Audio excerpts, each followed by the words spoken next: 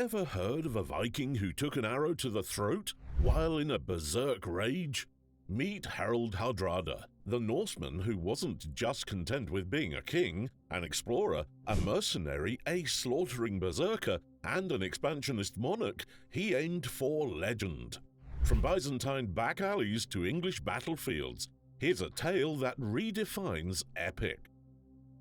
Royalty. You'd think being born with a silver spoon would mean sipping mead from golden goblets, right? But for Harald Hardrada, life was less about riches and more about, let's call it overcoming struggle, constant struggle. It was less about lullabies, more about legends, especially one legend, Olaf Haraldsson, later dubbed Saint Olaf. Not just any big brother, but a larger-than-life figure, casting a shadow that felt more like an eclipse. Now, let's set the scene of Norway back then. Forget the fairy tale fjords. Think more Game of Thrones with a dash of Viking ruthlessness. In this whirlwind, Harald wasn't just another pawn, he was a player. Every move, every decision was a step towards a destiny that seemed almost preordained. After a childhood that's more twisted than a pretzel, Harald's life takes a turn that's, well, straight out of a dark comic book. So, young Prince Harald, with fire in his eyes, decided to take on King Canute, the same Canute who sought to conquer all of Scandinavia. At his brother Olaf's side, Harald was ready to rumble, but life, with its sick sense of humor, throws a curveball. Olaf was killed in battle, and Harald, he had a target on his back and needed to flee. Where does a prince with a price on his head go? Kievan Rus. But why stop at being a fugitive in one place? Harald had far grander plans. He dashed to the Byzantine Empire, and this is where things become gritty. Enter the Varangian Guard, the emperor's personal bodyguard band of cutthroat mercenaries, paid once and forever loyal, an unusual trait in swords for hire. Harald at first sought to keep his royal identity a secret. Most sources agree that Harald and his men's reputation was well known in the East at the time. While the Varangian Guard was primarily meant to function as the emperor's bodyguard, Harald was found fighting on nearly every frontier of the empire. And Harald, he didn't just join them, he became one of their best. But let's pause for a moment. Why would a prince with all these silver spoons and golden crowns dive deep into the mercenary underworld?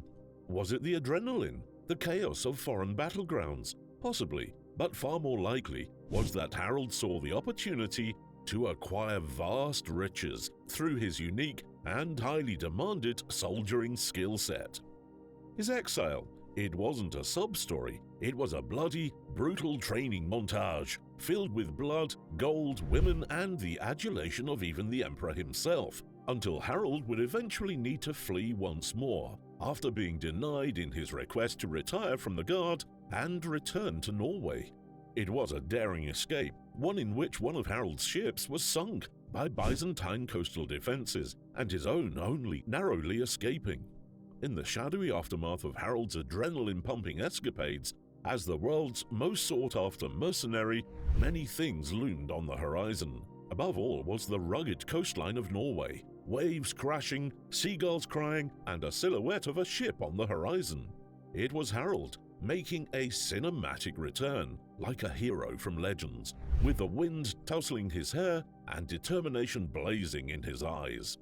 Whispers of the past haunted him, the mocking laughter of the Danes who once turned Harald's world upside down. Every jeer, every sight, the echoes of his older brother Olaf's death rang in his ears.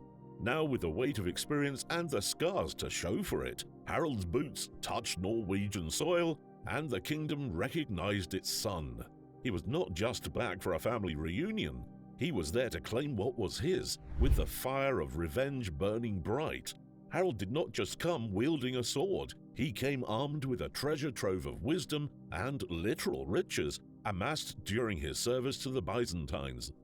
The new bustling markets, the shimmering coins, the traders from distant lands coming in anticipation of a flourishing marketplace? It was all a result. Harald's economic magic at work. He had observed the internal workings of a great power and now began to emulate it. The very air of Norway was changed, infused with ambition and dreams of grandeur.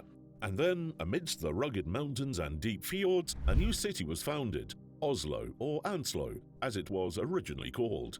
Its timbered houses, its bustling docks, all bore the mark of Harald. But behind the warrior's armor, beneath the king's crown, Harald has a spiritual quest. In the hushed silence of ancient chapels, he's weaving a new tapestry of faith, a Norwegian Christianity, as wild and free as the Northern Lights.